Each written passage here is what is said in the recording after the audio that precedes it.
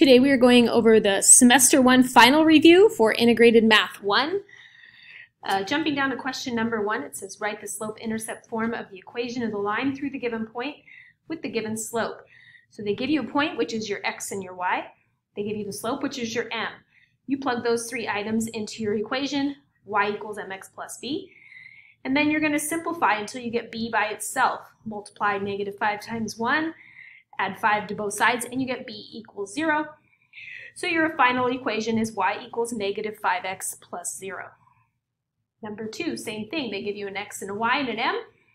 Plug them into your equation. Simplify, you get b equals -3 3/7. So your final equation is y equals -2/7 x minus 3 3/7. Questions 3 and 4 says write the slope-intercept form of the equation of the line through the given points. This time they give you 2 points, so the first thing you have to do is find the slope. So you're going to go y2 minus y1 over x2 minus x1. That simplifies to -4 over 7. That plugs in for m in your equation. I picked the second point, so I put 0 in for y and 5 in for x. Multiply these, add 27ths to both sides, and then plug in the slope and plug in the b to get your final equation of y equals -4/7 x plus 27. Same thing for question number 4. First thing you need to do is find the slope. So you're going to do -2 minus -4 over 5 minus 0, which simplifies to 2/5. Plug that in for m into your equation. Pick one of your 2 points. Looks like I picked the first one, so I plugged in 0 for x and -4 for y. Solved until I got b equals -4. For your final answer, you're going to plug in the slope of 2/5 and the y-intercept of -4. Turn over to page 2. The top of page 2, the directions say, write the slope-intercept form of the equation of the line described. So for question number 5, you're going to find a line that's parallel to this line, but it has to pass through the point 4, -4. Since it's parallel, you're going to use the same slope, so you're going to plug in -1/3. And for the x, you're going to plug in 4, and for the y, you're going to plug in -4. You're going to simplify until you get b equals -2 2/3.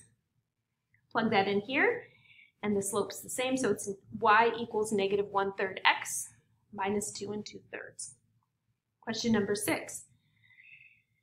Again, it's parallel, so you're going to plug that slope of 7 in for m. I plugged the -4 in for x, the 3 in for y. Solved until I got b equals 25, so the equation of the line is y equals 7x plus 25. 7 and 8 are perpendicular, so perpendicular lines are going to have negative reciprocal slopes. So if the slope is 2 of the original line, the new line is going to be -1/2. So you plug that in for m, plug -2 in for x, -4 in for y. Solve until you get b by itself, which is -5. And then the equation of the line is y equals -1/2 x minus 5. Question number 8. Your line is perpendicular to x equals 0, which just happens to be a vertical line. So you're going to figure out what the horizontal line is, and that's going to go through y equals -2. I know it's -2 because there's a -2 right there. Or you could draw it on a graph and you would see. All right, for questions 9 and 10, it says to graph the image of the figure using the transformation given. You want to do a 180-degree rotation about the origin. So all the points in quadrant 4 are going to come over here to quadrant 2, and they're going to map onto f prime, g prime, h prime.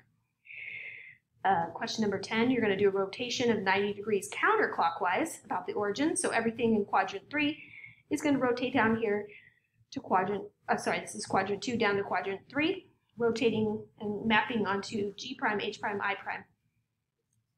Go ahead and turn over to page 3.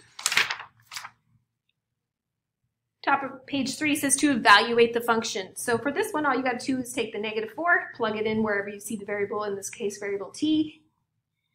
So you're going to have 4 times -4 plus 2, which is -16 plus 2, so that's 14. Question number 12, you're going to plug in a 2, so you're going to square 2, and then -5 times 2. So 4 minus 10, which is -6. Question number 13, you've got absolute value bars, so it's a little bit trickier, but this time you're going to plug in a 6.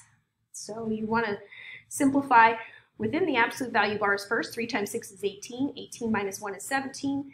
The absolute value of 17 is 17, so 2 times 17 is 34. And 34 minus 2 is 32. For 14, you plug in a 0, which should make it easier. And you just want to make sure you follow order of operations. So 0 plus 1 is 1. 5 to the first power is 5. You multiply before you add, so 3 times 5 is 15, and then 15 plus 3 is 18. Question number 15. You're going to find the 3 terms in the sequence after the last one given. So if you have 21, 19, 17, 15, you're going to try and figure out what the pattern is, which is subtract 2, subtract 2, subtract 2, which gives you 13, 11, and 9. Question number 16. From 14 to 12 to 36 to 108, you're multiplying by 3. So the next 3 numbers would be 324, 972, and 2,916. For question number 17, you want to use the distributive property. So 9 times negative 9 is negative 81. And 9 times n is 9n. That's equal to 9. So you're going to subtract 81 from add 81 to both sides. Divide both sides by 9. You get n equals 10. Number 18, you've got a fraction, so you want a fraction bust. So you look for the least common denominator, which in this case is 8. So everything gets multiplied by 8. 8 times negative 7 is negative 56. 8 times negative 6 is negative 64. The 8's cancel here, and you're just left with 1a. Add 64 to both sides, and you get a equals negative 8. Turn over to the top of page 4. Question number 19, same thing, distributive property. So you've got 1 plus 5x plus 35 equals 6x plus 32. I subtracted 6x from both sides, I subtracted 1 from both sides, and I subtracted 35 from both sides. So on the left, I'm left with negative x. On the right, I'm left with negative 4.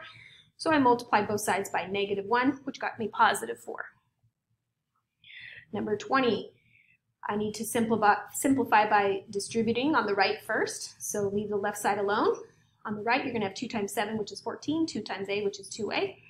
Subtract the 2a from both sides, add 35 to both sides, and then you're going to divide both sides by negative 7, which gets you negative 7. Question 21 and 22, distribute and combine like terms, so negative 7 times 5 is negative 35, and negative 7 times negative 6 is positive 42x. 7 times 9 is 63, 7 times 6b is 42b. For 23, I created my little boxes for my binomials. I wrote 6x plus 3 at the top, 4x plus 3 down the side, multiplied from the left and above for each of the boxes, combined my 2 like terms, and ended up with 24x squared plus 30x plus 9. Same thing for 24, did my binomials across the top and down the side, combined my like terms, and ended up with 16x squared minus 26x plus 3. And then for 25 through 28, I just kept doing the same thing. Binomial up the top and on the side. Combine these 2 like terms, that cancels them out, and so you're left with 36x squared minus 49. But the binomial is squared, that means you do it both up top and to the side. Combine these like terms to get 8x. So the final answer is 16x squared plus 1. The last 2 have a binomial times a trinomial, so I did 3 boxes going across and 2 boxes down the side. There were several like terms. These 2 were like terms, which combined to get this one. These 2 were like terms, which combined to get this one. And then the other 2 stay by themselves. So 28p cubed minus 17p squared plus 14p plus 5. And the last one, these 2 combine to get this one. These 2 combine to get this one. Everything else stays by itself. So 24n to the third plus 20n squared plus 24n minus 20.